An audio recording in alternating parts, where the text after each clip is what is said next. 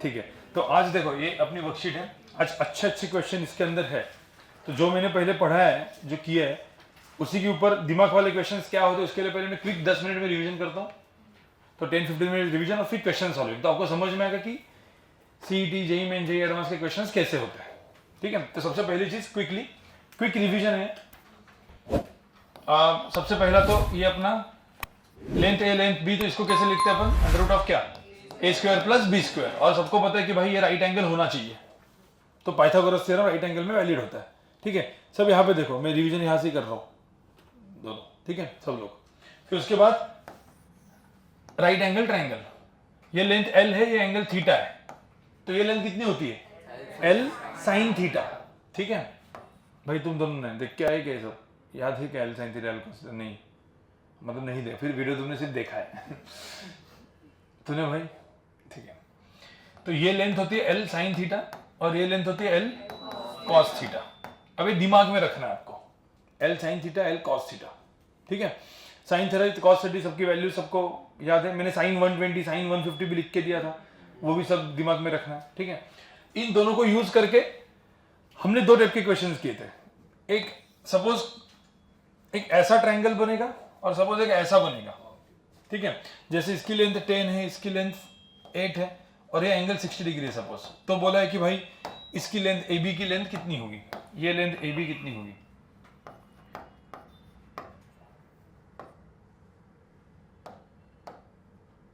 ठीक है, ये लेंथ ए बी कितना होगा, इसकी लेंथ 8 है, इसकी लेंथ 10 है, और बोला है कि लेंथ ए बी कितना होगा। इस टाइप के जो भी कभी देखो, इस टाइप के जो भी क्वेश्चन आते हैं और इसमें ट्रिग्नोमेट्री पाइथागोरस यूज करना है, तो हमेशा अपन क्या बनाते हैं, राइट एंगल ट्रायंगल। तो कैसे राइट एंगल ट्रायंगल बनाते थे हम लोग, कभी भी ऐसे करके ड्रॉप करना होता है ना, परपेंडिकुलर ड्रॉप करना है। परपेंडिकुलर ड्रॉप करने के बाद जैसे मैंने यहाँ पे परपेंडिकुलर ड्रॉप किया, ये परपेंडिकुलर ड्रॉप, यहाँ से एक्सटेंशन, यहाँ पे परपेंडिकुलर ड्रॉप। ठीक है, अब ध्यान में रखना, सपोज ये एंगल किसी ने सपोज दिया है कि 120, तो एंगल कितना हुआ 60। अब हमेशा ध्यान में रखना ट्रिग्नोमेट्री ये लगानी होती है, ये भी याद है ना, एल साइन थीटा क्यू है, क्योंकि साइन थीटा क्या होता है, अपोजिट अपॉन हाइपोटेन्यूस। तो अपोजिट इज इक्वल टू क्या, हाइपोटेन्यूस इनटू साइन थीटा। तो ये एल साइन थीटा, अभी मैंने क्या बोला था कि अपने को ये चीज काम में आएगी पूरा थ्रू आउट 2 ईयर्स, तो ये याद रखना होता है। ठीक है, अब ये ध्यान में रखना, ये 8 है, तो कभी भी ये ट्रिग्नोमेट्री कभी कैसे लगेगी यहाँ पे, तो हाइपोटेन्यूस दिख रहा है, राइट एंगल ट्रायंगल दिख रहा है, तो आपको पता है ये 8 है, तो ये क्या हो गया 8 साइन 60 और ये 8 कॉस 60। अब ये सपोज हो गया, तो ये लेंथ ए भी निकलना है, वो पाइथागोरस से निकल सकती है, क्योंकि 8 cos 60 की वैल्यू कितनी होती है 4, तो 10 में से ये 4 गया, तो इधर कितना हुआ 6, और 8 sin 60 is 4√3, तो ये 6 हो गया 4√3, तो ये क्या हो गया पाइथागोरस। तो इस तरीके से क्वेश्चंस को सॉल्व करते थे, सबको याद है सब, ये सब ये फर्स्ट लेक्चर था अपना। जैसे इसमें करना है तो 10, तो ये बाजू में क्या 10 cos 60, 10 sin 60, 10 cos 60 कितना होता है 5, और ये कितना 5√3, तो अब ये 8 + 5 13, और ऐसा करके फिर ये क्या लगाएंगे पाइथागोरस थ्योरम, बराबर। अब इस सबको यूज करके अपन ने सेकंड लेक्चर में क्या देखा था, हाँ सेकंड लेक्चर में अपन ने पहले तो मतलब फर्स्ट लेक्चर में स्केलर वेक्टर भी डिफाइन किया था। और वेक्टर क्या होता है बेसिकली, क्योंकि जो हम लोग क्वांटिटीज लेंगे, force, velocities, acceleration, momentum, impulse, ये सारे के सारे क्या आने वाले वेक्टर्स, फिजिक्स में जो पढ़ना है। तो वेक्टर्स इन सारे क्वांटिटी, जैसे एक इलेक्ट्रिक फील्ड और दूसरा इलेक्ट्रिक फील्ड, या एक मैग्नेटिक फील्ड और दूसरा मैग्नेटिक फील्ड को ऐड करना है, तो कैसे ऐड करते हैं, तो डायरेक्टली ऐसा नहीं 10 + 5 = 15 ऐसा ऐड नहीं करते। तो कभी भी वेक्टर्स को ऐड करने के लिए अपने को वेक्टर एडिशन, पहले तो वेक्टर समझना जरूरी है और उसके लिए वेक्टर एडिशन समझना जरूरी है। तो बेसिकली वेक्टर्स मतलब क्या, एरो, जैसे ऐसा एरो दिखेगा उस एरो को ही हम लोग क्या बोलेंगे वेक्टर। ठीक है, जैसे इस एरो को मैंने बोला ए वेक्टर, तो सिंबल ये होता है, और इस एरो की लेंथ को हम क्या बोलते हैं मैग्नीट्यूड, और डायरेक्शन इसको हम क्या बोलते हैं टेल, और इसको हेड। ठीक है, ये दूसरा वेक्टर बी वेक्टर। अब ए वेक्टर की लेंथ सपोज 8 है, बी वेक्टर की लेंथ सपोज 6 है, तो हम इसको कैसे लिखते थे, ए वेक्टर का मैग्नीट्यूड इज 8, बी वेक्टर का मैग्नीट्यूड इज 6, ऐसा लिखते थे ना। मैग्नीट्यूड का सिंबल क्या होता था ऐसा, उसको हम लोग क्या बोलते हैं मॉड्यूलस, तो modulus of A modulus of B. अब A vector and B vector के बीच का जो एंगल है, ऐसा मैंने बोला 60 डिग्री है। तो कभी भी ध्यान में रखना, मैंने एक और चीज बोला था, दोनों वेक्टर के अंदर का एंगल दिखाना है तो दोनों वेक्टर के टेल क्या होने चाहिए, सेम। और इसी को हम लोग कौन सा वेक्टर बोलते हैं, कॉनकरेंट वेक्टर्स। सब टर्म्स याद आ रहे हैं? तो ये दोनों वेक्टर्स क्या हो गए, कॉनकरेंट। ठीक है, अब दो कॉनकरेंट वेक्टर्स को मैंने ड्रॉ किया, मतलब मैंने बोला ए वेक्टर बी वेक्टर के अंदर का एंगल 30 डिग्री है, तो ये ऐसे ही करोगे।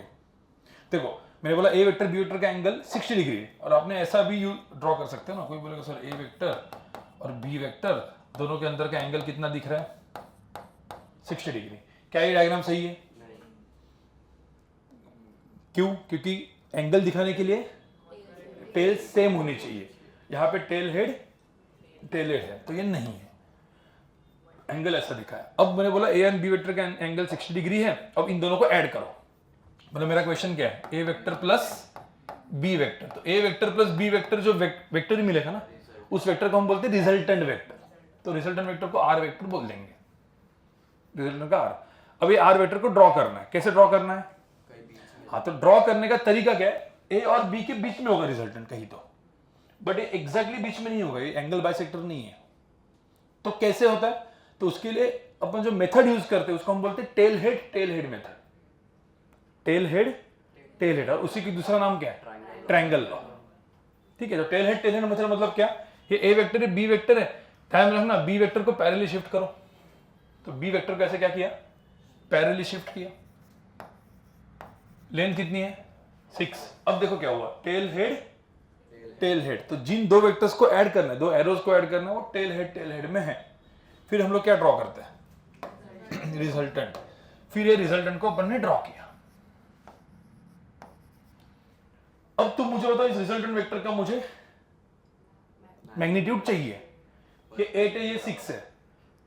तो अपन ने अभी क्या चीज देखी थी, दो इसमें, एक क्या देखा था, पाइथागोरस, दूसरा, और मैंने एकदम सिंपल यहां से क्या ड्रॉ करना होता है, परपेंडिकुलर। तो परपेंडिकुलर ड्रॉ करके ट्रिग्नोमेट्री एंड पाइथागोरस को यूज करके हम इस क्वेश्चन को सॉल्व करते हैं। तो कैसे करेंगे इसमें, तो परपेंडिकुलर ड्रॉ करो। कोई बोलेगा सर इधर से परपेंडिकुलर ड्रॉ किया, इधर से परपेंडिकुलर ड्रॉ किया, ये 60 डिग्री, ये 60 डिग्री, तो यहाँ पे क्या हुआ, 6 क्या, 6 sin 60, 6 cos 60। अब ये सब कुछ आपको आता है, 6 cos 60 हाफ होता है, sin 60 √3/2 होता है। तो फटाफट आपने इसको क्या लिखा, 3, और इसको 3√3। समझ में आया? तुम दो लोग, जो मैं तुम्हारे लिए मतलब और सब लोग के लिए, क्योंकि एक हफ्ता हो गया तो जैसे क्विक रिवीजन के बाद फिर फ्रेश हो जाओगे, फिर आगे क्वेश्चंस। ठीक है, तो 2 क्वेश्चन नॉर्मल दूंगा, फिर अपन वर्कशीट्स करेंगे, और वर्कशीट से समझ में आएगा कि अच्छे क्वेश्चन क्या होते हैं। ठीक है, अब 8 + 3 कितना हुआ, 11, 3√3। तो इसका रिजल्टेंट क्या हो गया, अंडर रूट ऑफ क्या, 11 का स्क्वायर प्लस 3√3 का स्क्वायर। बस इससे आपका रिजल्टेंट आ गया। कोई बोलेगा सर एंगल कितना है, तो अपन कैसे लेते हैं, tan अल्फा की वैल्यू क्या होती है इस पूरे ट्रायंगल में, tan अल्फा क्या होता है, 3√3/11। तो tan अल्फा की वैल्यू हो जाएगी 3√3/11। अब एक सिंपल चीज है यहाँ पे, ये जब हम लिखते हैं तो इसमें अल्फा आता है, तो उस अल्फा को tan इधर लेके जाके हम लोग क्या लिखते हैं, tan इनवर्स, 10⁻⁻1 मतलब tan इनवर्स 3√3/11 है। समझ में आ रहा है? इतना क्लियर हो गया? ठीक है, अब हम आगे बढ़ते हैं। अब था अपना फॉर्मूला डेरिवेशन। और कोई बोलेगा सर ये तो आपने बोल दिया कि भाई मेरा ये ए वेक्टर है, ये मेरा बी वेक्टर है, अंदर का एंगल थीटा है। अब हमेशा क्या हम ट्रिग्नोमेट्री पाइथागोरस यूज करते रहेंगे क्या? नहीं। तो नॉर्मल जो नीट लेवल के, सीईटी लेवल के जो क्वेश्चन आते हैं, CET and normal NEET level, उसमें डायरेक्टली फॉर्मूला यूज करके भी क्वेश्चन आ सकता है। नीट में नॉर्मल लेवल, नीट का अच्छा लेवल है, जेई लेवल समझेगा आपको भी, वर्कशीट में दूंगा तब। ठीक है, तो अब यहां पे देखो, ये मेरा ए वेक्टर है, बी वेक्टर है, बोला कि भाई रिजल्टेंट निकालो। कैसे निकालते थे रिजल्टेंट, क्या फॉर्म, पहले मुझे बताओ, ये लेंथ ए है, ये लेंथ बी है, एंगल क्या है, थीटा। तो रिजल्टेंट कैसे ड्रॉ करोगे पहले तो बताओ। बी को क्या करेंगे, शिफ्ट, फिर क्या ड्रॉ करेंगे, रिजल्टेंट, फिर पाइथागोरस ट्रिग्नोमेट्री करके अपन रिजल्टेंट की वैल्यू लिखेंगे। तो दो लोग जो नए आए हैं, बाकी लोगों ने तो लिखा ही है, दो लोग जो नए आए हैं उन लोग ये ड्रॉ करके रिजल्टेंट का मैग्नीट्यूड लिखो। कितना फॉर्मूला क्या है वैसे, a² + b² + 2 into A into B into cos theta. समझ में आ रहा है? याद है क्या? और एक सेकंड, tan अल्फा का फॉर्मूला क्या है? बी साइन थीटा अपॉन क्या? A plus B cos theta. याद रहेगा क्या?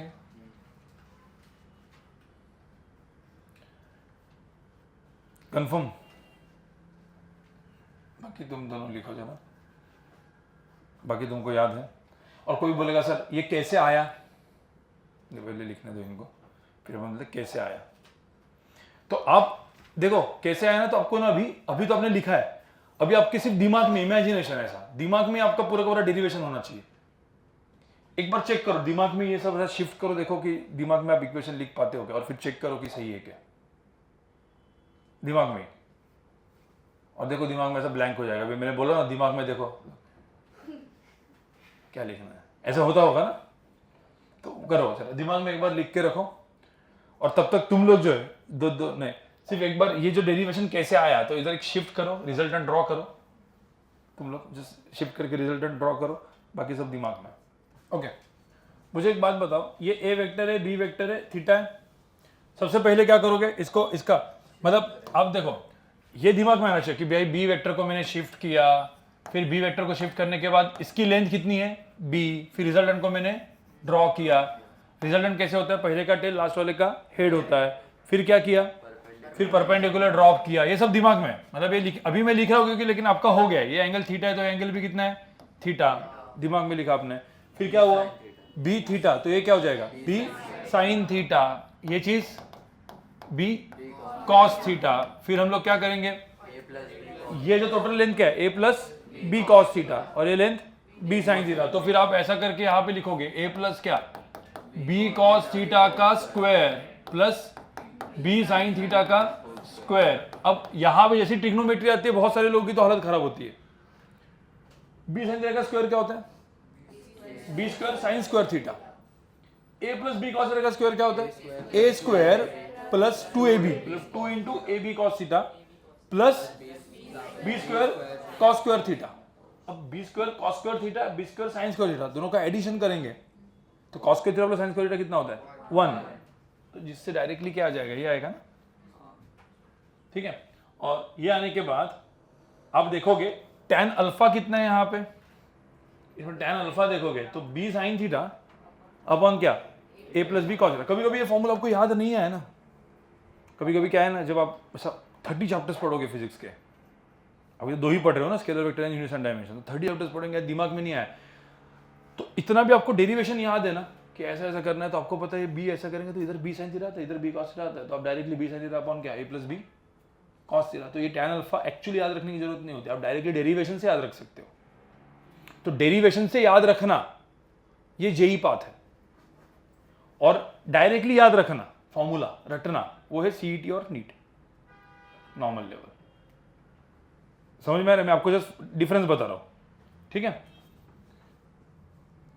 अब चलो ये चीज हो गई, अब इसको यूज करके अपन कुछ क्वेश्चंस पहले कर लेते हैं। पहले 2 क्वेश्चंस इसको सिंपल डायरेक्ट फॉर्मूला यूज करके बताओ और फिर शिफ्ट करके बताओ। ये 2 क्वेश्चन सिर्फ आपका क्या है रिवीजन, फिर अपन थोड़ा सा अच्छा 1-2 क्वेश्चंस करेंगे, ठीक है। पहले सब लोग क्विक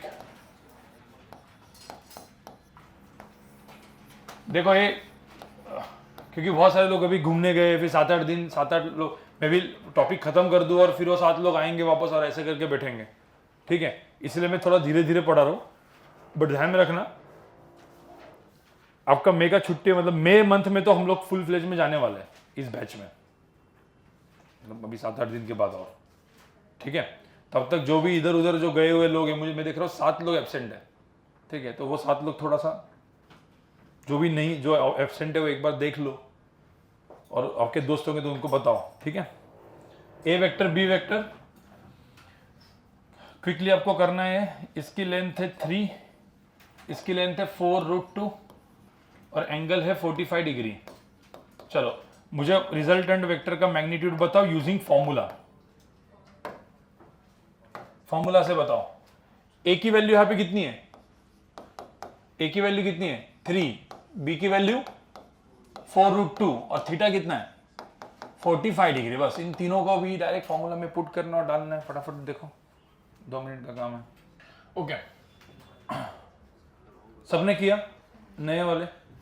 मुझे बताओ यहाँ पे क्या करोगे, अंडर रूट ऑफ पहले क्या करोगे, ए स्क्वायर मतलब कितना 3 स्क्वायर प्लस बी स्क्वायर कितना है 4√2 का स्क्वायर प्लस क्या 2 इंटू ए इंटू क्या बी cos 45 1/√2। अब यहां पे इसके जगह पे मैं 1/√2 डालता हूं, राइट। अब मुझे एक बात बताओ, ये 3 स्क्वायर कितना डाल करोगे 4√2 का स्क्वायर कैसे करते हो, 4 का स्क्वायर 16 एंड √2 का स्क्वायर, भाई √2 का स्क्वायर क्या होता है 2, तो कितना हुआ 32 प्लस यहां पे क्या ये √2 और √2 ध्यान में रखना। कुछ लोग क्या करते हैं ना, ये √2 ऐसा करके ब्रैकेट करके करते, भाई ये एक ही है ऐसा, ठीक है। अब ये √2 तो ये कितना हुआ 4 3 12, 12 इंटू 2 24, तो ये 24। अब इसका अंडर रूट कितना है √65। कोई दिक्कत है? tan अल्फा चाहिए तो b साइन, मतलब क्या किया आपने, tan अल्फा क्या b साइन थीटा मतलब b 4√2 into sine 45 divide by क्या a 3 प्लस 4√2 cos 45। अब इसमें भी कुछ लोग मिस्टेक करते हैं, ध्यान में रखना ये एक ही टर्म है, ये एक टर्म है 4√2 cos 45 मतलब यहां पे ये 1/√2 होगा तो ये √2 और √2 कैंसिल हो जाएगा। कुछ लोग √2 इधर लेके क्या करें मल्टीप्लाई क्यों करना भाई, √2 कैंसिल हो रहा है, इधर दिख रहा है कितना 4, ये 1/√2 कैंसिल कितना दिख रहा है ऊपर 4, तो 4 डिवाइड बाय 4 प्लस 3 कितना 7, तो आंसर क्या 4/7। अब ये जो आपने क्वेश्चन सॉल्व किया किससे सॉल्व किया, फॉर्मूला से। किसी ने बोला उसको शिफ्ट करके करना होगा तो बी को शिफ्ट परपेंडिकुलर ऐसा करके पाइथागोरस और उससे करने का। तो एक ही क्वेश्चन आपने 2 मेथड से कर सकते हो, ये मेथड डायरेक्ट फॉर्मूला, दूसरा कौन सा शिफ्ट मतलब वो डेरिवेशन करके, ठीक है। एक ऑब्ट्यूज एंगल वाला क्वेश्चन फटाफट कर लो, मतलब अपना पिछले 2 लेक्चर का रिवीजन हो गया, फिर आगे बढ़ेंगे आज, ठीक है। ये मेरा ए वेक्टर है, बी वेक्टर है, इसकी लेंथ है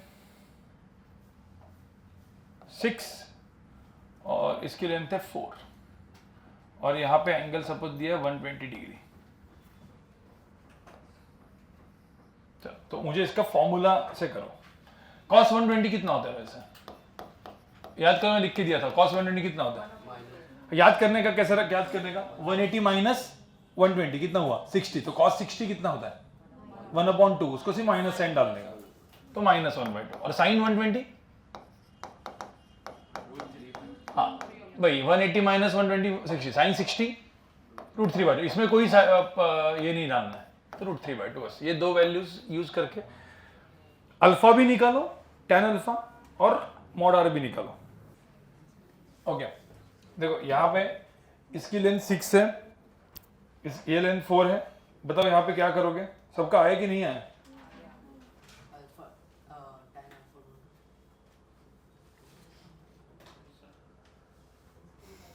रिजल्टेंट है, रिजल्टेंट पहले सिर्फ मॉडर निकालो, अल्फा ठीक है, पहले मॉडर निकालो। मॉडर कितना है, सब लोग यहाँ पे देखो, जिनका नहीं आया सब लोग देखो यहाँ पे, मॉडर की वैल्यू कैसे निकालेंगे, A square 6 square plus B square कितना है 4 स्क्वायर प्लस क्या 2 इंटू 6 इंटू 4 इंटू क्या cos 120। अब cos 120 कितना होता है -1/2, तो 2 और 2 तो गए, इधर -1 है, तो क्या आएगा इसका आंसर, अंडर रूट ऑफ क्या 36 प्लस 16 इधर -24 ना, तो कितना आंसर आया अंडर रूट ऑफ क्या 28। सबको समझ आया।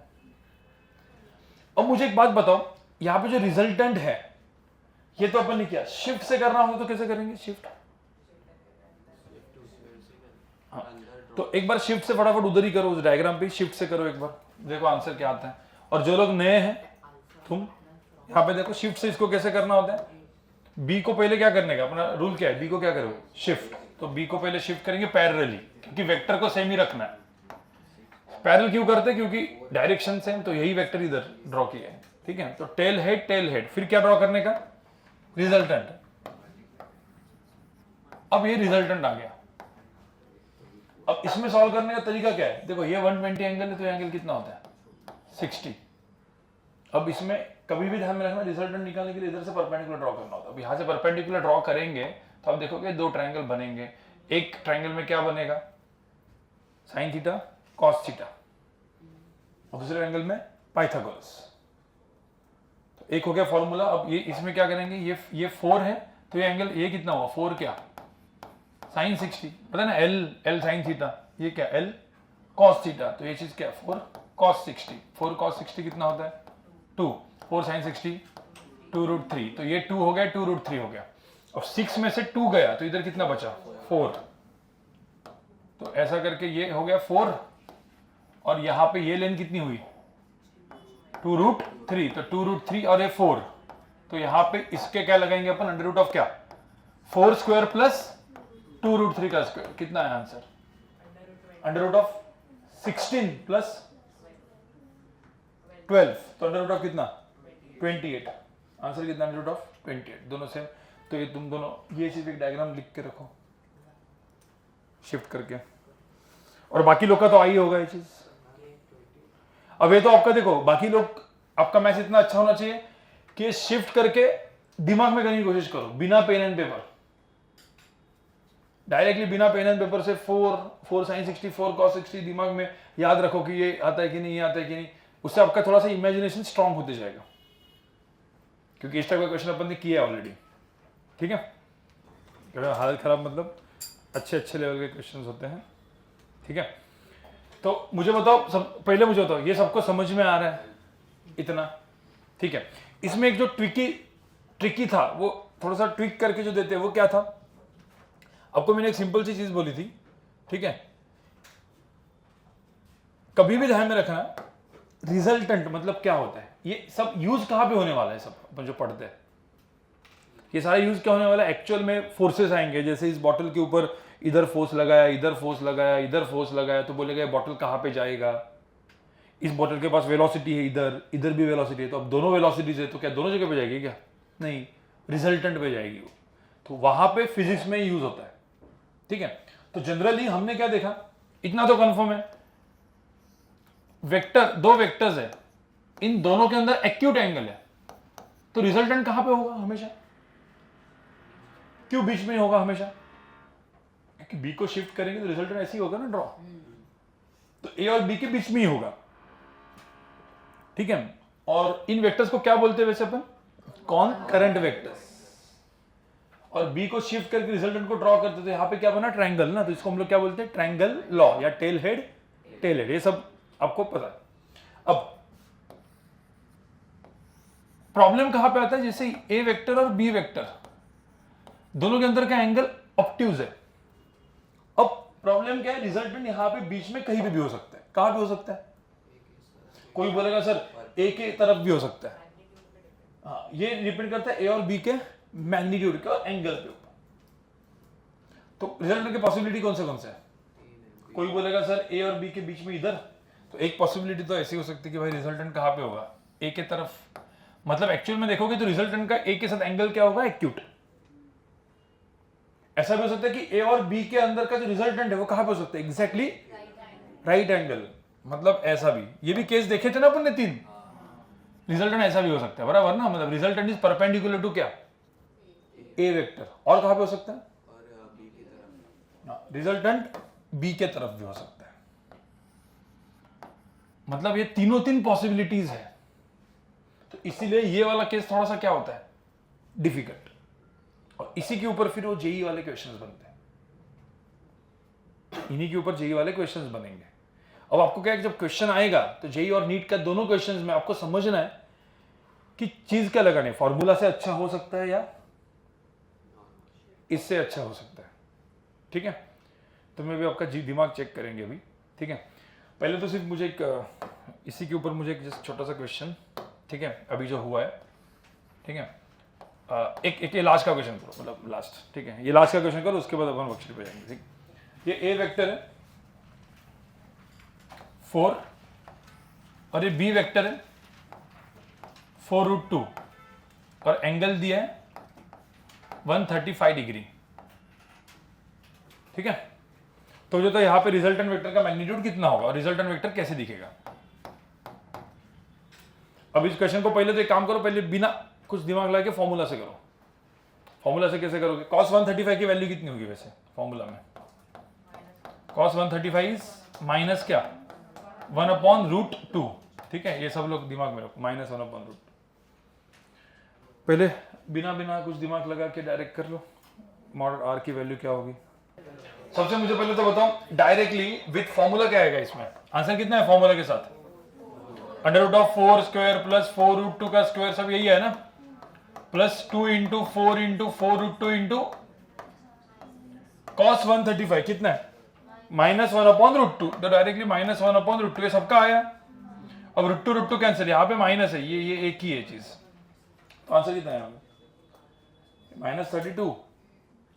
-32 ये सब कैंसिल हो गया, कितना है आंसर 16, √16 मतलब 4, तो इसका आंसर है 4, रिजल्टेंट आया 4। अब इसने tan अल्फा निकाला है, यहाँ पे tan अल्फा निकालो एक बार, क्या आया tan अल्फा, निकालो सब लोग tan अल्फा निकालो, जिन्होंने नहीं निकाला tan अल्फा निकालो, b sin थीटा वगैरह। अब देखोगे 4√2 sin 135 अपॉन 4 + 4√2 cos 135, देखो कितना आता है 4√2 cos 135 -1/√2 और sin 135 1/√2, तो अब ये -1/√2 करोगे, अब यहां पे देखोगे तो ये √2 कैंसिल होके 4 - 4 कितना होता है नीचे, 4 - 4, ये पूरा का पूरा चीज क्या हो गया 0, मतलब something divide by 0 is what undefined, मतलब इंफिनिटी टाइप्स, राइट। तो अब मुझे बताओ tan अल्फा सपोज अनडिफाइंड होता है, इंफिनिटी होता है, तो अल्फा की वैल्यू कितनी होती है 90, अल्फा की वैल्यू कितनी है 90, तो यहां से अल्फा की वैल्यू 90 आई। अल्फा की वैल्यू 90 है, मतलब अल्फा क्या होता है जनरली, ये एंगल ना अल्फा होता है, अल्फा विथ ए वेक्टर का एंगल 90 है, तो मतलब आर वेक्टर दिखेगा कैसे दिखेगा परपेंडिकुलर। तो आपको इधर समझ में आया कि भाई मेरा जो रिजल्टेंट वेक्टर है, एक तो इसके मैग्नीट्यूड आया कितना 4 और ये आया कितना 90 ऐसे, समझ में आया? तो ये रिजल्टेंट है। अभी रिजल्टेंट कैसा है, परपेंडिकुलर टू क्या है ए वेक्टर। पहले वाला अपन ने जो किया था क्वेश्चन, उसमें क्या था रिजल्टेंट एक्यूट था, अभी रिजल्टेंट क्या है परपेंडिकुलर। अब ये नहीं करना, मतलब ये तो अपन फॉर्मूला से कर दिया, डायरेक्टली आप इससे करते हैं शिफ्ट करके, तो शिफ्ट करके कैसे आता आंसर, ये पिछले बार मैंने किया था, क्या होता, ये मेरा ए वेक्टर की वैल्यू कितनी है यहाँ पे 4, बी वेक्टर कितना है 4√2 और एंगल कितना है 135। अब यहां पे आप शिफ्ट करते हो, तो एक चीज अपन ने आप याद करो, 4√2 और एंगल कितना होता है 45। फिर मैंने आपको एक याद दिलाया था, क्या बोला था मैंने, 4√2 का कौन सा कंपोनेंट देखने का, cos, 4√2 cos 45 कितना होता है 4√2 cos 45 कितना है 4, और ये लेंथ भी कितना है 4। तो इसका मतलब हम जो परपेंडिकुलर ड्रॉप करेंगे तो सीधा इधर आएगा। ये पिछले बार पूरा का पूरा लेक्चर इसी के ऊपर था, 2-3 केसेस, ठीक है भाई, याद है कि नहीं है, भूल गए। हाँ, तो अपन जब परपेंडिकुलर ऐसे ड्रॉप करेंगे, तो ये 4√2 है, तो ये पूरी की पूरी लेंथ कितनी हो जाएगी 4√2 क्या cos 45 which is equal to कितना 4। देखो नीचे वाला भी 4 है, ये भी 4 है, तो ये ए वेक्टर और ये बी वेक्टर, तो रिजल्टेंट वेक्टर सीधा क्या आ जाएगा,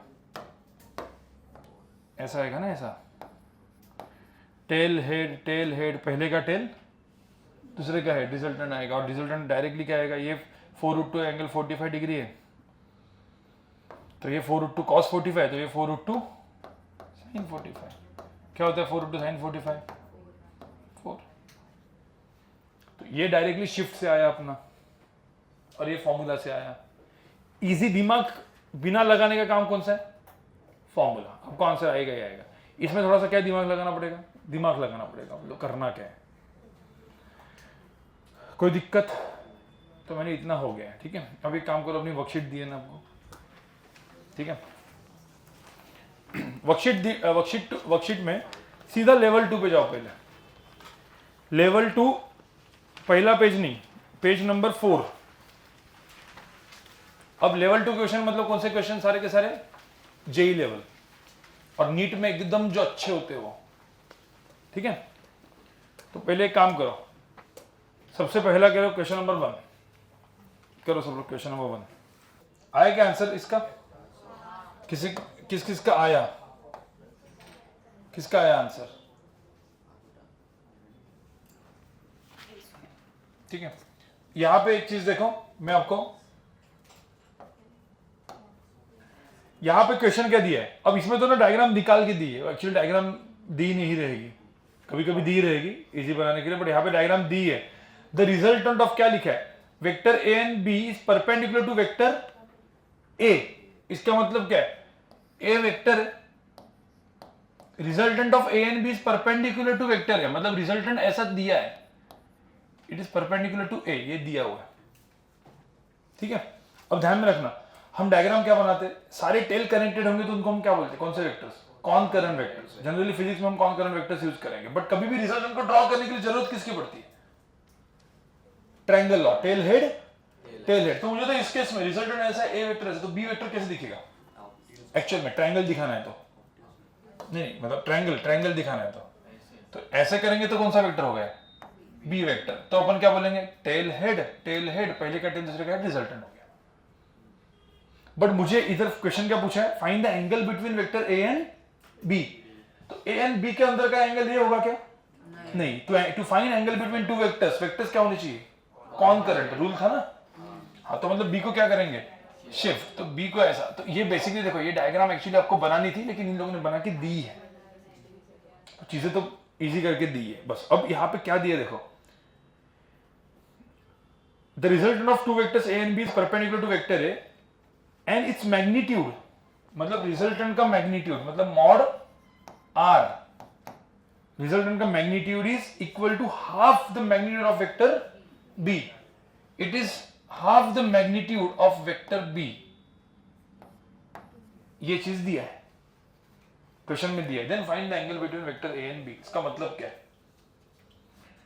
इसका मतलब ऐसा है कि भाई ये बी वेक्टर जो है 2 टाइम्स दिस, मतलब इसकी वैल्यू मैंने x पकड़ी, इसकी x पकड़ी, तो इसकी क्या हो जाएगी? 2x, या l होगा तो 2l। इसका मतलब कब होगा ऐसा चीज? जब एंगल कितना होगा? थीटा। राइट एंगल ट्रायंगल में ये x और 2x कब हो सकता है? So what is sine theta? Sine theta क्या होता है?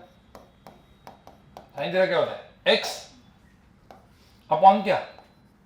अरे अपोजिट लेंथ अपॉन हाइपोटेन्यूज ना। तो कितना हुआ है? 1/2। तो साइन थीटा हाफ कब होता है? तो थीटा कितना होता है? 30 डिग्री। तो थीटा यहाँ पे कितना हुआ? 30 डिग्री। तो क्या एक वेक्टर ए एंड बी के अंदर का एंगल 30 डिग्री है? कितना है? क्यों? कि वेक्टर ये है ना, तो ये एंगल कितना होता है? दोनों के अंदर का सम कितना होता है? 180। तो कितना हुआ? 180 माइनस कितना? 30। तो आंसर कितना है? 150 डिग्री। ये समझ में आया क्या? इसका सॉल्यूशन समझ में? अब मुझे तो ये क्वेश्चन क्या फॉर्मूला से होता, मतलब फॉर्मूला आपने रटा है, under root of a square plus b square plus 2ab cos theta, ठीक है। तो फॉर्मूला से करना होता तो आपको दोनों चीजें tan थीटा लगाना पड़ता और फिर वो करना पड़ता और दिमाग लगाना पड़ता। फॉर्मूला से भी होगा, पर सबसे इजी किससे होगा? इजी मतलब एकदम कुछ दिमाग ही नहीं, ये ऐसा करके सीधा अपना बचपन का ट्रिग्नोमेट्री है और बचपन का पाइथागोरस। तो बचपन का ट्रिग्नोमेट्री पाइथागोरस करके आपने जेई का क्वेश्चन सॉल्व किया, तो इसलिए जेई का क्वेश्चन है। तो ऐसा नहीं है कि जेई का क्वेश्चन मतलब क्या है कि भाई जेई का क्वेश्चन इजी हो सकता है, अब बस उसको देखने का तरीका। देखो लेवल 2 है ना, लेवल 2 मतलब थोड़ा सा अपर लेवल। अब लेवल 2 में भी अभी सेकंड क्वेश्चन देखो, सेकंड क्वेश्चन देखो, क्या क्वेश्चन नंबर 1, किसी का आया क्या क्वेश्चन, किसी का आया क्या क्वेश्चन? मुझे एक बात बताओ, इस क्वेश्चन में मैं अभी देखो क्वेश्चन में क्या दिया है, ए वेक्टर प्लस क्या, B vector equal to C vector, ये दिया है। और क्या दिया, मॉड ए कितना दिया, मॉड ए 4, मॉड बी कितना दिया है 5, और मॉड सी कितना दिया है रूट क्या। अब एक बात बताओ, और इसमें दिखा था angle between vector A and B. आपको पता है ये क्वेश्चन लेवल 2 में दिया है, बट ये लेवल 1 से भी नीचे है। कैसे? मॉड सी क्या है, सी वेक्टर क्या है, resultant, C vector is resultant of vector A and B. क्या है फॉर्मूला, ये ए बी और सी की वैल्यू दी है, ए बी और आर की वैल्यू दी और थीटा पूछा है, तो मैग्नीट्यूड ऑफ सी का फॉर्मूला क्या होता है, अंडर रूट ऑफ क्या, A square plus B square plus 2ab cos theta. अब मुझे एक सिंपल सी बात बताओ, मॉड सी का वैल्यू यहाँ पे क्या डालोगे, रूट 61, ए का वैल्यू 4, बी का वैल्यू 5, इसमें डालो, क्या मिल जाएगा सीधा, कॉस थीटा मिलेगा ना। कितना मिलता है कॉस थीटा यहाँ पे, हाँ मतलब कॉस थीटा हाफ मिल जाएगा। चेक करो आया क्या लोगों का, लेकिन कितने लोग का आया ये क्वेश्चन, तो कुछ कुछ लोग का आ रहा है, कुछ कुछ लोग का नहीं आ रहा है, देखो एक चेक करो करो। ओके पहले तो मुझे एक बात बताओ, इस क्वेश्चन में A vector plus B vector C vector is resultant, फॉर्मूले का रिजल्टेंट का A square plus B square तो लिखा है, तो मुझे तो इसमें एक्चुअली ये रिजल्टेंट है, मतलब अपन रिजल्टेंट को आर वेक्टर लिखते थे, उन्होंने सी वेक्टर लिखा है कुछ, तो सी वेक्टर का मैग्नीट्यूड कितना है यहाँ पे, रूट कितना 61, और ये क्या है रूट ऑफ कितना है, ए स्क्वायर मतलब 4 square plus 5 square plus 2 into 4 into 5 into क्या, cos theta, where theta is angle between two vectors. तो अब मुझे बताओ, रूट रूट तो चला गया, तो आंसर कितना आएगा, 61 इज इक्वल टू कितना, 4 स्क्वायर मतलब कितना 16 प्लस 25 प्लस कितना है 40 कॉस थीटा। अब 16 प्लस 25 कितना हुआ 41, तो 61 माइनस 41 कितना आया 20 is equal to 40 cos theta, मतलब 20/40 कितना 1/2, तो कॉस थीटा कितना आया, कॉस थीटा आया 1/2, कॉस थीटा 1/2 आता है, मतलब थीटा कितना आता है 60, मतलब ऐसे मैथ सॉल्व करना था ना। अरे भाई समझ में आ रहा है कि नहीं, तो मतलब हम लोग क्या कर रहे हैं, वही फॉर्मूला यूज कर रहे हैं, बट क्वेश्चन के फॉर्म में आया है। अरे भाई सबको समझ में आ रहा है। अब डायरेक्ट देखो, मैं डायरेक्ट लेवल 2 करवा रहा हूँ। अभी लेवल 1 के जो आई कैप जे कैप वगैरह में आपको आई कैप जे कैप वगैरह पढ़ाऊंगा ना, तो आप ऐसे टिक टिक करके सॉल्व करोगे। लेवल 1 कुछ है ही नहीं, लेवल 1 मतलब सीईटी और नीट लेवल टाइप का, वो बहुत फास्ट हो जाता है, कुछ है नहीं उसमें, दिमाग नहीं लगता, लगता किसमें दिमाग है, लेवल 2 में। ठीक है, अब लेवल 2 का जो है, एक काम करते हैं,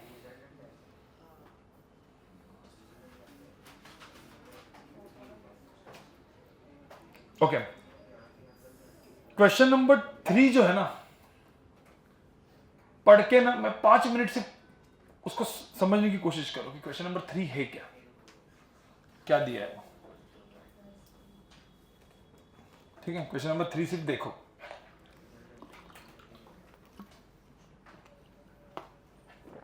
देखो ध्यान में रखना, आज क्वेश्चन सॉल्विंग है, तो क्वेश्चन सॉल्विंग हमेशा डिफिकल्ट होती है क्योंकि दिमाग लगता है।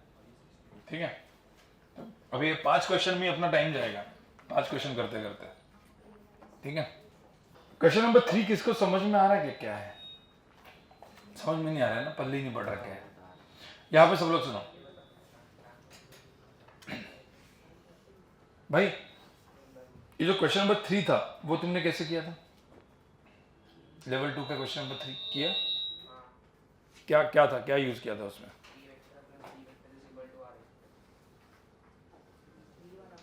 नहीं क्वेश्चन नंबर 3 का आंसर क्या था,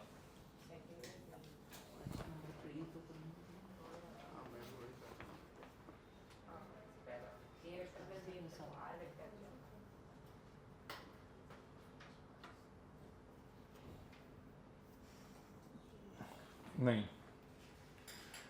क्या क्वेश्चन क्या है वो? देखो इसमें दो टाइप के टर्म दिख रहे हैं। एक टर्म आपको ये दिख रहा है मॉड ऑफ क्या, ए वेक्टर प्लस बी वेक्टर, ये है मॉड, ऐसा दिख रहा है। और क्या दिख रहा है?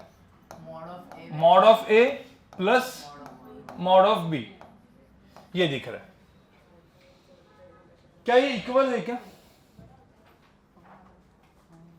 क्या ये इक्वल है?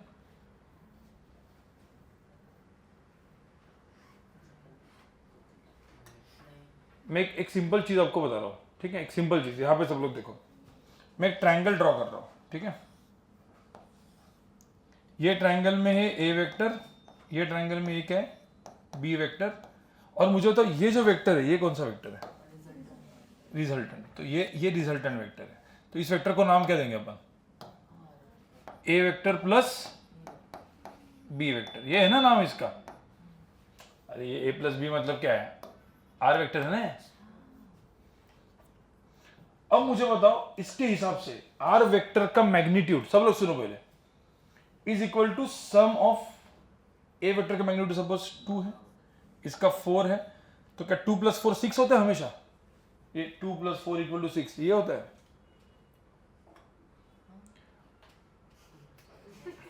मुझे बताओ ये 2 है, ये 4 है, तो ये मैंने लिखा है, इसका मतलब क्या? What is mod of R? जो ऊपर वाला मैंने लिखा है मॉड ऑफ आर का मतलब क्या है? इसका मैग्नीट्यूड इक्वल टू क्या? Mod A plus mod B, मतलब क्या? 2 + 4 = क्या? 6। तो क्या इसका वैल्यू 6 है? वो ट्रिग्नोमेट्री पैथोलॉजी से क्या कहीं पे नहीं ना। तो ये पॉसिबल कभी होता नहीं है। कब पॉसिबल होता है ये कब पॉसिबल होगा बताओ, कोई बोल सकता है? नहीं, 90 में तो √a² + b² आएगा ना, वो तो पाइथागोरस आएगा। वेक्टर पैरेलल, कैसे पैरेलल? देखो अब एक्चुअल में देखोगे, जब वेक्टर मेरा ए वेक्टर ऐसा है, बी वेक्टर मेरा ऐसा है, तो रिजल्टेंट वेक्टर कैसे आएगा बताओ? इसी के ऊपर आएगा ना, टेल हेड रिजल्टेंट वेक्टर ऐसे आएगा ना। अब मुझे बताओ इसका लेंथ 2 है, इसका लेंथ 4 है, तो रिजल्टेंट का लेंथ कितना होगा? 6। 2 + 4 6, तो रिजल्टेंट का लेंथ। तो ये कब पॉसिबल है? When what? A vector is parallel to B vector, तब ये पॉसिबल है। और जनरली ऐसे ट्रायंगल में क्या होता है? ट्रायंगल का कभी आपने एक ये सुना है, मतलब एक प्रॉपर्टी ट्रायंगल की, गाइस वो प्रॉपर्टी है ट्रायंगल की जो 10th तक, एक 10th तक, हाँ क्या?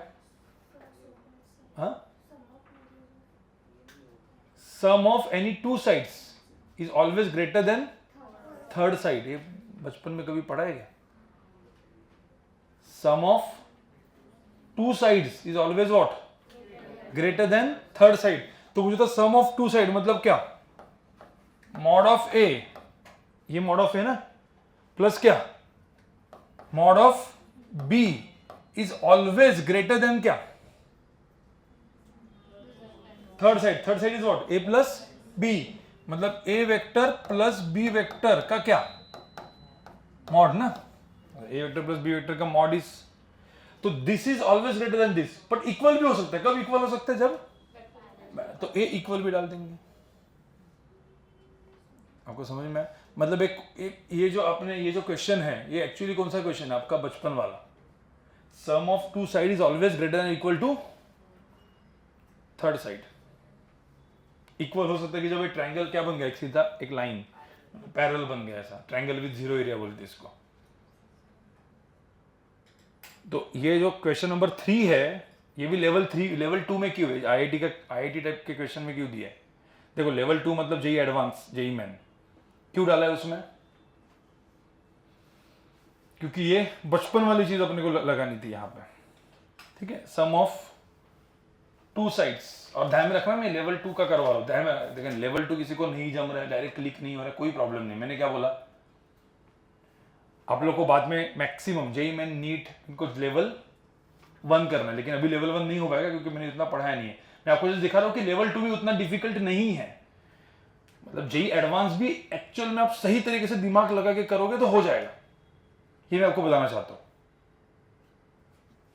आपको समझ आया? सम ऑफ टू साइड्स मतलब कितना, मॉड ऑफ ए प्लस, अरे इसका साइड का लेंथ कितना है मॉड ए, इस साइड का लेंथ कितना है मॉड बी, तो mod A plus mod B is greater than क्या, mod of A plus B. ये लिखा है, समझ में आया? और इसको लिखो, इसको ब्रैकेट में आप क्या लिखो, सम ऑफ क्या, two sides of the triangle is greater then third side. और ऐसा लिखो, बचपन में पढ़ा होगा, नहीं पढ़ा होगा तो पाप किया हुआ था।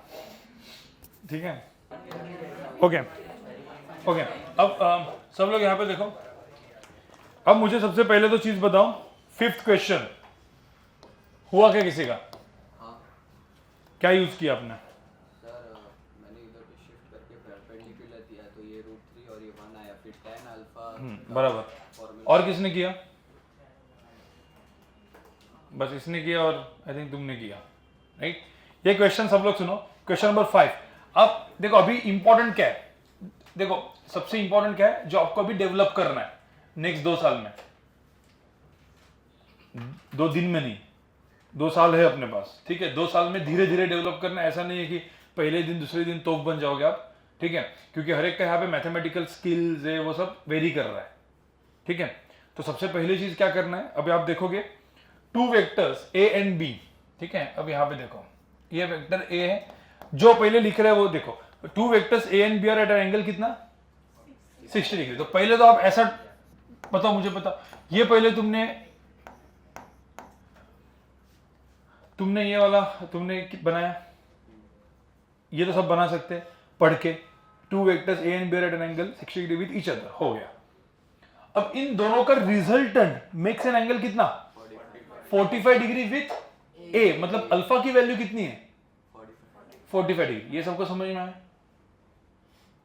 आपको पता है, अभी मैं आपको बता रहा हूं, एक क्वेश्चन को 5 मेथड से भी कर सकते हैं। पहले अपन 2 ही मेथड से करेंगे, कौन सा, एक फॉर्मूला और एक दूसरा कोई शिफ्ट। अब मुझे बताओ, पहले तो शिफ्ट वाला देखते हैं, ए वेक्टर है, बी वेक्टर है, एंगल 60 डिग्री है, रिजल्टेंट 45 डिग्री। तो पहले रिजल्टेंट को ड्रॉ कैसे करेंगे बताओ, पहले क्या करेंगे, बी को शिफ्ट करेंगे, उसके बाद रिजल्टेंट को ड्रॉ करेंगे। चलो, अब दिया क्या, लेकिन क्वेश्चन में क्या दिया बताओ, रिजल्टेंट क्या दिया क्वेश्चन में, the resultant makes an angle कितना, 45 डिग्री। तो ये एंगल 45 डिग्री दिया है। हाँ, और क्या दिया, मैग्नीट्यूड ऑफ बी कितना दिया है, 2। तो इसकी लेंथ कितनी दी है, 2। तो इसकी लेंथ मतलब ए की लेंथ, ए जो है ना वो निकालना है भाई, यही है ना। अब इसके बाद देखो, अब दिमाग लगाना भी नहीं है ना, तो पहले सबसे पहले आप क्या करते थे, अरे आर निकालने का सबसे पहला तरीका क्या होता था, अरे भाई परपेंडिकुलर ड्रॉप, तो पहले तो आप परपेंडिकुलर ड्रॉप करोगे, फिर ये एक्सटेंड करोगे, तो ये तो करते ही थे ना, मतलब बेसिक। अब ये एंगल 60 है, तो ये एंगल कितना होगा, 60। अब ये 2 है, ये 60 है, तो ये कितना होगा, 2 क्या, cos 60, तो कितना हुआ है, √3। ये 2 है, ये 60 है, तो ये कितना है, 2, मतलब ये 2 cos 60, 2 sin 60, सॉरी, तो 2 cos 60 मतलब यहाँ पे कितना, 1। ये सबको समझ में आया कि नहीं है, इतना तो हम हमेशा करते हैं। अब क्या बोला है, ए की वैल्यू निकालनी है, 45 डिग्री दी है। उसके बाद एक तो और अपन ने जो बचपन में पढ़ाई हुई मेथड थी क्या, कि 45 डिग्री, तो एक तो कोई बोलेगा सर 45 डिग्री 90 डिग्री, तो ये लेंथ इक्वल टू है लेंथ, या फिर कोई आपको पता है ना आइसोसेलेस ट्रायंगल, तो ये 45 डिग्री है, ये बड़े वाले ट्रायंगल में ये लेंथ और ये दोनों लेंथ क्या है, 45 45 90, तो √3 शुड बी इक्वल टू क्या, a + 1। अरे भाई समझ में आ रहा है कि नहीं? या फिर किसी को ये भी नहीं समझ में आया तो आप क्या करोगे भाई, tan 45 क्या होता है, tan 45 tan अल्फा की वैल्यू क्या होती थी, tan 45 क्या होता था, अपोजिट विच इज कितना, √3 डिवाइड बाय क्या, a + 1। What is tan 45, tan 45 की वैल्यू कितनी होती थी, 1, तो दिस इज इक्वल टू क्या, 1। तो a + 1 इधर गया, तो √3 इज इक्वल टू क्या, a + 1, तो a की वैल्यू क्या, √3 - 1। बस ये मेरा आंसर है ना। अरे भाई समझ में आया कि नहीं? अब ये करने की जरूरत भी नहीं थी। अब क्या करते, 45 45 90, 45 45 90 ट्रायंगल में क्या होता है, ये दोनों लेंथ क्या होती है, सेम इक्वल, भाई नहीं समझ में आ रहा है? समझ में आ रहा है कि नहीं आ रहा है? या बाउंस? समझ में आया? अब इसमें कुछ अलग किया है क्या अपन ने? जो करते हैं वही करते हैं, बस उसके अंदर ही एक क्वेश्चन बन गया था। अब ये ट्राई करना है।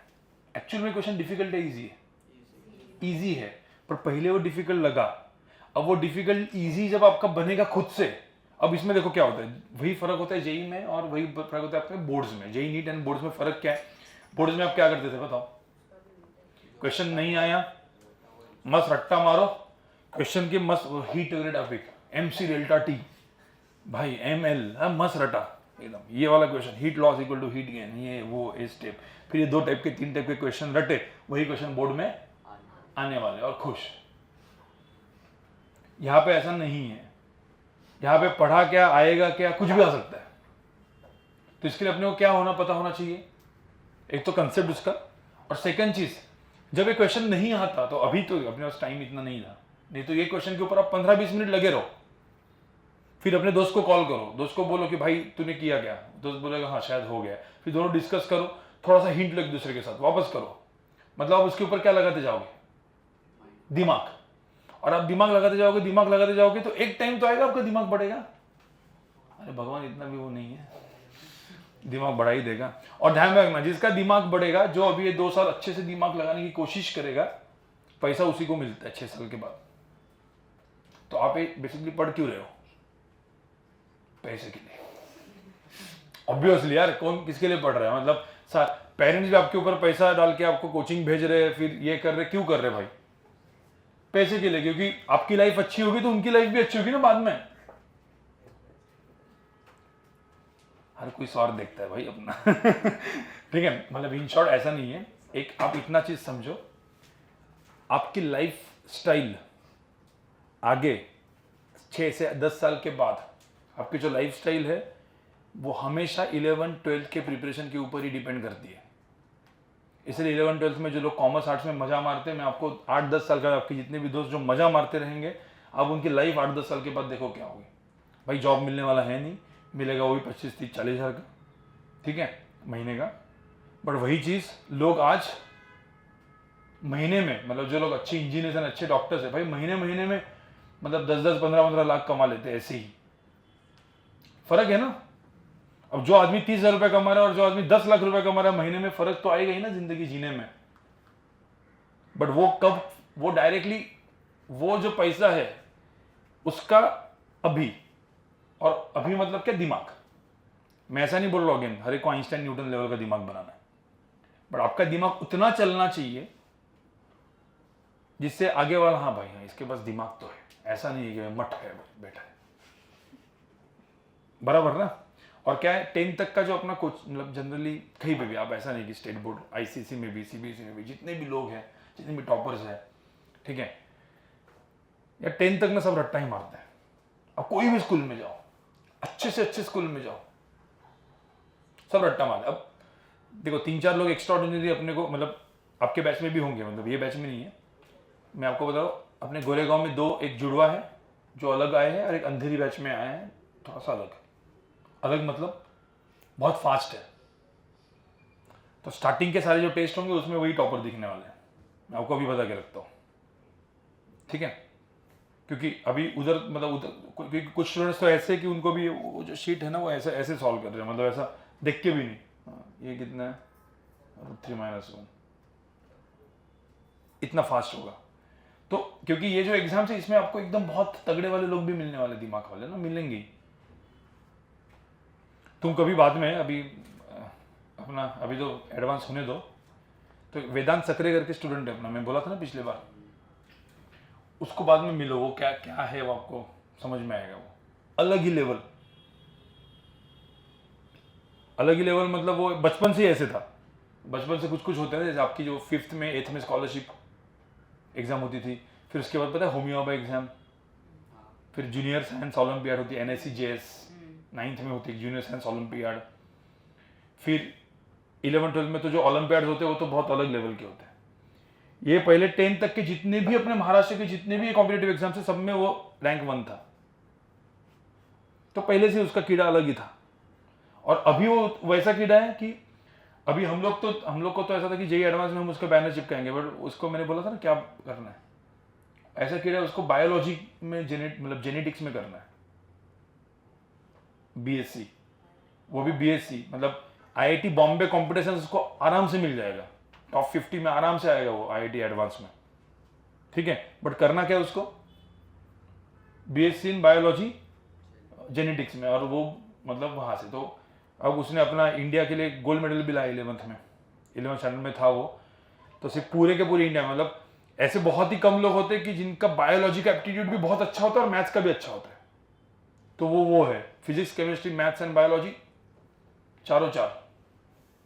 नीट देने वाला है, बट उसका बायोलॉजी का जैसे ओलंपियाड होते हैं ना, मतलब ये आपको बाद में बताएंगे, जो ओलंपियाड्स मतलब वो स्कूल वाले ओलंपियाड्स वगैरह, अगेन स्कूल वाले ओलंपियाड नहीं, जब आप जाओगे तो अभी जैसे एक मैथ्स में ओलंपियाड आएगा रीजनल मैथमेटिक्स ओलंपियाड, तो वो रीजनल होता है।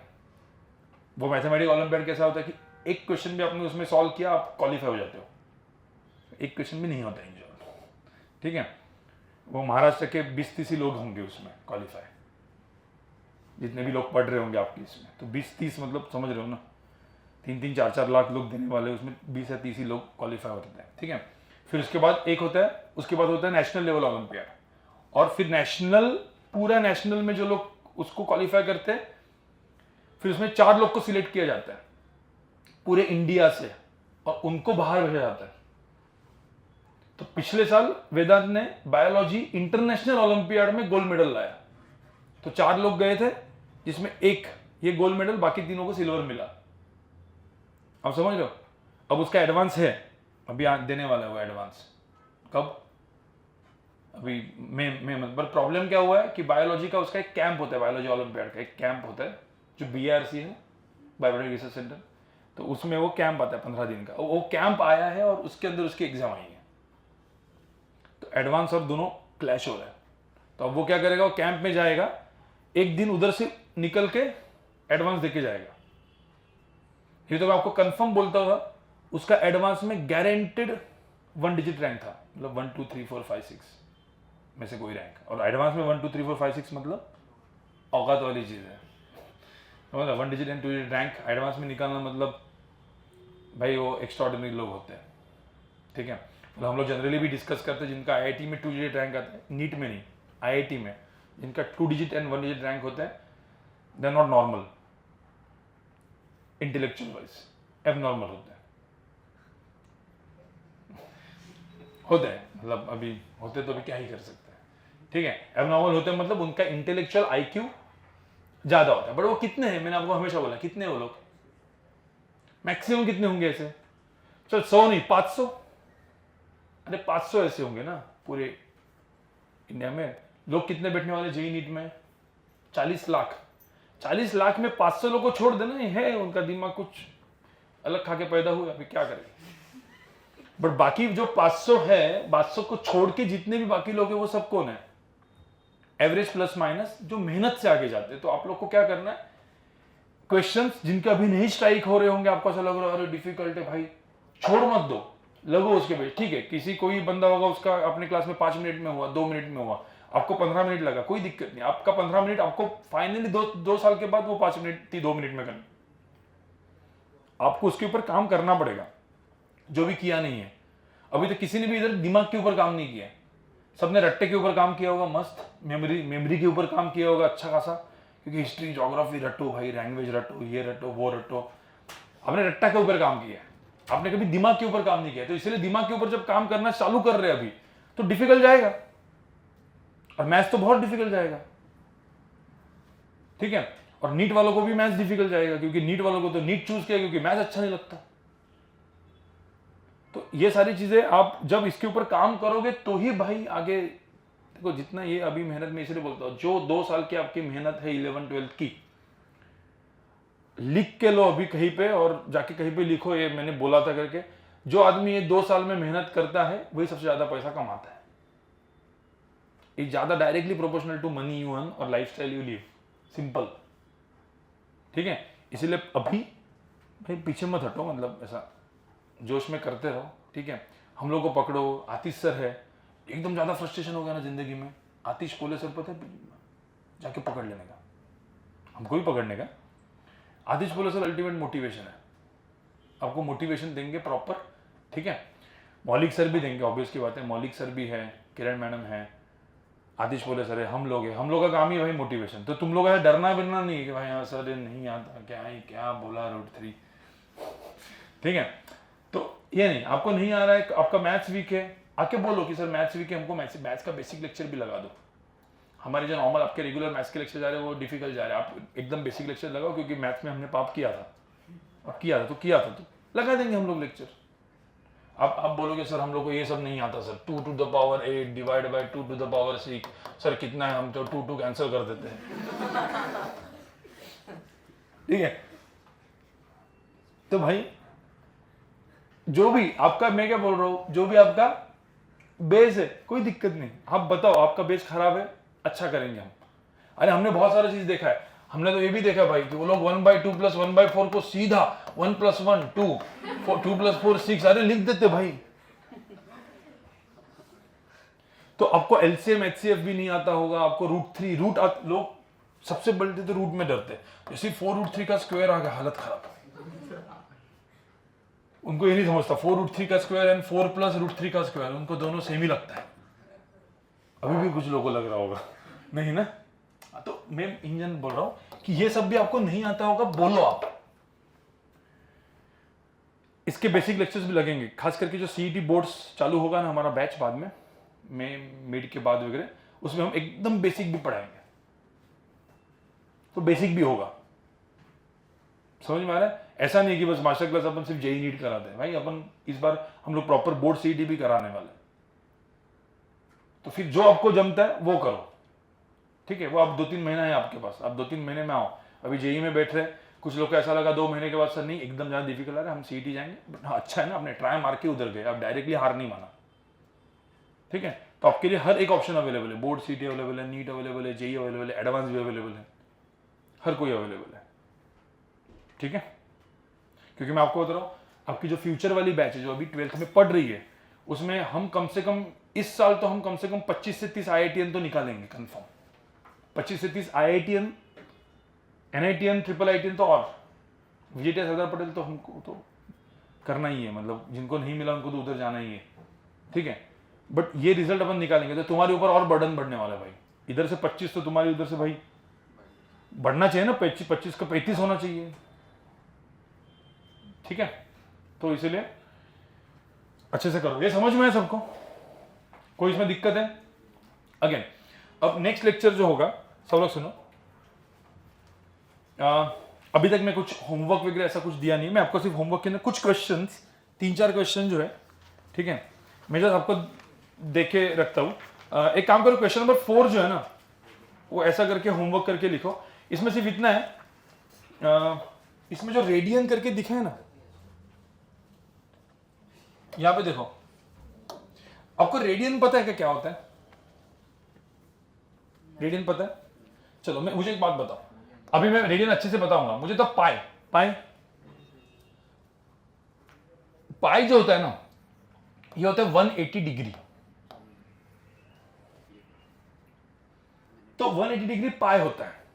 तो अपना बेसिक मैथ्स तो आता है तुमको, तो अपन डिग्री बोलते थे ना, तो अभी हम लोग उसको रेडियन बोलेंगे।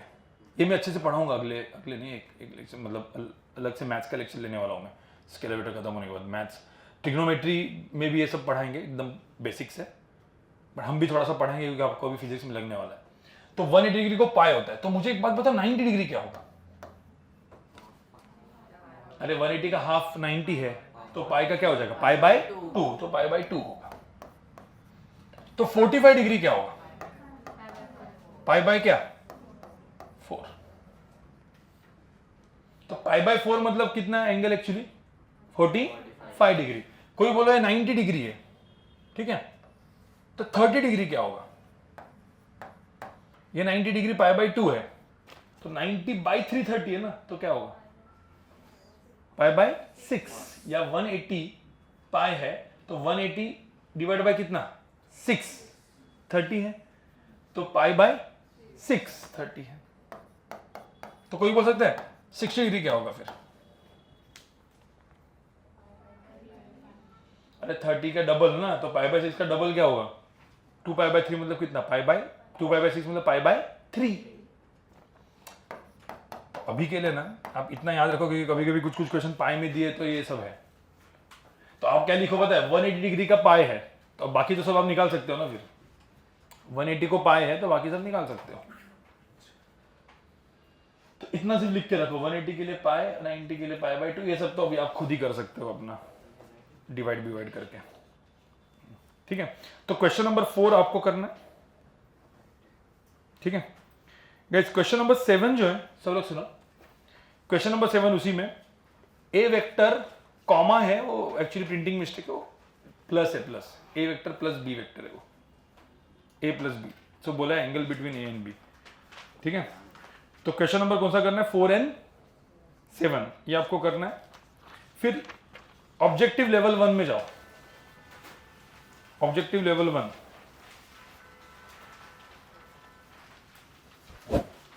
ठीक है। ऑब्जेक्टिव क्या?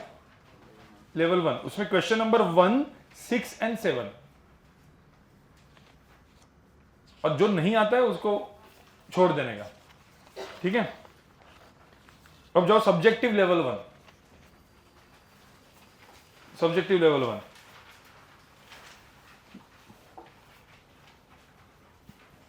इसमें क्वेश्चन नंबर 1, क्वेश्चन नंबर 2,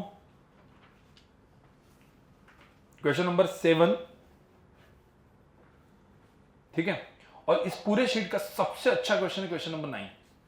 इस पूरे शीट में सबसे अच्छा क्वेश्चन है। ठीक है, अब ज्यादा आज मैंने होमवर्क नहीं दिया क्योंकि ज्यादा मैंने आज कंपोनेंट्स पढ़ाया नहीं। अब ध्यान में रखना, 3rd लेक्चर मेरा होगा कंपोनेंट्स के ऊपर। कंपोनेंट्स एंड यूनिट वेक्टर होने के बाद जो आई कैप जे कैप सब दिख रहा है ना आपको, आई जे, ये सारा मतलब पूरा का पूरा बहुत सारा क्वेश्चन आप कर पाओगे। ठीक है, बट वो कंपोनेंट्स के बाद आएगा। ये अभी तक मैंने एक्चुअली 2 ही लेक्चर पढ़ा है आपको। आज तीसरा लेक्चर एक्चुअली सिर्फ क्वेश्चन सॉल्विंग था। ठीक है, नेक्स्ट लेक्चर में भी मतलब आपको दिखा भी दिया कि देखो अच्छे इसके ऊपर के जेई के क्वेश्चन भी इजी होते हैं, बस आपको बेसिकली थोड़ा सा क्या लगाना पड़ेगा? दिमाग लगाना पड़ेगा, आराम से हो सकता है। ठीक है, और भाई हार मत मानो, सब कुछ हो जाएगा। चलो बाय गाइस, बाय एवरीवन।